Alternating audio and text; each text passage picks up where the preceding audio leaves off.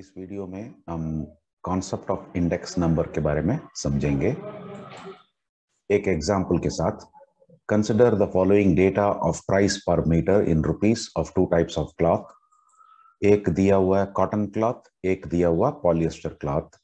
और 1994 से चालू होकर के 1998 तक, तो 5 साल में ये कॉटन की प्राइसेस क्या क्या थी और पॉलिएस्टर की प्राइसेस क्या क्या थी। वैसे इसको प्राइसेस को हम देखने से हमें लगेगा ये कॉटन जो है 10 रुपया से लेकर के 20 रुपया तक इंक्रीज हो रहा है, बोले तो 10 रुपया का इंक्रीज हो गया। पॉलिएस्टर का प्राइस 30 से 45 तक हो गया, तो हमें लगता है ये 15 रुपया इंक्रीज हो गया। मतलब कॉटन की प्राइस इंक्रीज, पॉलिएस्टर की प्राइस इंक्रीज कंपेयर करने से पॉलिएस्टर की प्राइस इंक्रीज ज्यादा दिखेगा यहाँ पे। लेकिन इसी को ही हम लोग जो है परसेंटेज के हिसाब से हम देखेंगे तो परसेंटेज इंक्रीज और percentage rise in the price of polyester cloth, तो 15 मतलब इंक्रीज था। लेकिन शुरुआत का प्राइस मतलब 1994 का प्राइस जो है 30 था, तो उसको कंपेयर करने से 50% प्राइस बढ़ा हुआ है पॉलिएस्टर का क्लॉथ में। उस हिसाब से हम देखेंगे percentage rise in the price of cotton cloth. 10 रुपया का इंक्रीज था, शुरुआत का प्राइस 10 था, इसका मतलब 100% इंक्रीज हुआ। तो प्राइस इंक्रीज को हम नोटिस करते हुए हमें लगेगा कॉटन प्राइस जो है 100% इंक्रीज हुआ, पॉलिएस्टर प्राइस जो है 50% इंक्रीज हुआ। तो नेचुरली ये जो percentage rise in cotton cloth जो है पॉलिएस्टर क्लॉथ से ज्यादा है। तो हम अभी जो दोनों का रेट जो है 1994 में 100 रुपया समझ करके चलें, तो फिर क्या होगा, ये कॉटन की प्राइस आज की डेट में या 1998 के टाइम में 200 रुपया हो जाता है और पॉलिएस्टर का प्राइस 150 रुपया हो जाता है, क्योंकि ये 100% का इंक्रीज हुआ, ये 50% का इंक्रीज हुआ।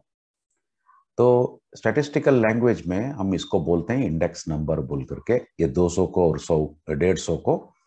तो in statistical language, we say that index numbers for cotton and polyester are 200 and 150 respectively, when 1994 is considered as base year। मतलब वो जो शुरुआत का जो ईयर है उसको हम बेस ईयर बोलते हैं। वो जो अभी का, यहाँ पे अभी का एग्जाम्पल में 1998 हो गया, तो उसको हम करंट ईयर बोलते हैं। Hence, index numbers are indicators which measure percentage changes in a variable or a group of related variables over a specified period। मतलब एक पीरियड के अंदर में इंक्रीज हो या डिक्रीज हो, जो भी हो, उसमें कितना परसेंटेज का चेंज था, वो उसी को इंडिकेट करने का काम जो है इंडेक्स नंबर्स करता है। If we say that index number of wholesale prices is 143 for January 1998 compared to January 1997, it means that there is a net increase of 43% in the prices of wholesale commodities during that 1 year। तो इसको हम कैसे calculate करें? Simple है, ये 143 को 100 से minus करना, माइनस करने से जो भी निकलेगा उसको हम परसेंटेज में बोल सकते हैं इतनी इंक्रीज हुआ या डिक्रीज हुआ। तो यहाँ पे पॉजिटिव नंबर होने से 143 माइनस 100 जो है पॉजिटिव नंबर होने से हम इंक्रीज बोलते हैं, प्राइस इंक्रीज हुआ बोल करके। और वो होलसेल प्राइसेस रहने से, होलसेल इंडेक्स रहने से होलसेल प्राइसेस की प्राइस इंक्रीज हुई है बोल करके बोलते हैं। Thus, index number relate to a variable or variables in one period। मतलब यहाँ पे इस एग्जाम्पल में 1998 है, उस पीरियड को हम करंट पीरियड बोलते हैं। उसको हम इंडिकेट करने वक्त एक सफिक्स एक यूज करते हैं।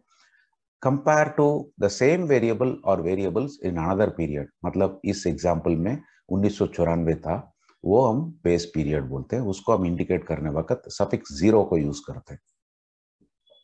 The prices corresponding to the current and base period are called current price and base price respectively। उसी का प्राइस को हम करंट प्राइस और बेस प्राइस बोलते हैं, बेस पीरियड को और करंट पीरियड का और बेस पीरियड का प्राइसेस को। क्या क्या कैरेक्टरिस्टिक्स है इंडेक्स नंबर्स का? तो हम नोटिस किए होंगे, एक्चुअली परसेंटेज में कैलकुलेट करते हैं, लेकिन परसेंटेज का सिंबल जो है यूज ही नहीं करते हम। इंडेक्स नंबर्स और एब्सोल्यूट नंबर्स, मतलब एक साल के अंदर में हम कमोडिटीज चुनते हैं, उस कमोडिटीज का यूनिट्स अलग अलग हो सकता है। सेम कमोडिटीज को हम दूसरे साल में यूज करते हैं, और अगेन उसके अंदर में यूनिट्स डिफरेंट हो सकता है, लेकिन फिर भी हम कैलकुलेट करने वक्त यूनिट आता ही नहीं है, इसके लिए इंडेक्स नंबर्स को हम एब्सोल्यूट नंबर्स बोलते हैं। इंडेक्स नंबर्स और स्पेशलाइज्ड एवरेजेस, मतलब इसी कारण से, सेकंड पॉइंट का कारण से ही जो है इसको स्पेशलाइज्ड एवरेज बोलते हैं। मतलब हर एक कमोडिटी का यूनिट अलग अलग होने से भी जो है हम एवरेज कैलकुलेट कर सकते हैं, तो इसके लिए उसको स्पेशलाइज्ड एवरेज बोलते हैं। It measures the effect of those factors whose direct measurement is difficult.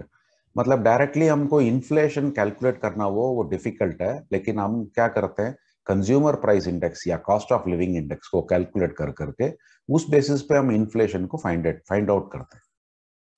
It is a tool to measure relative change.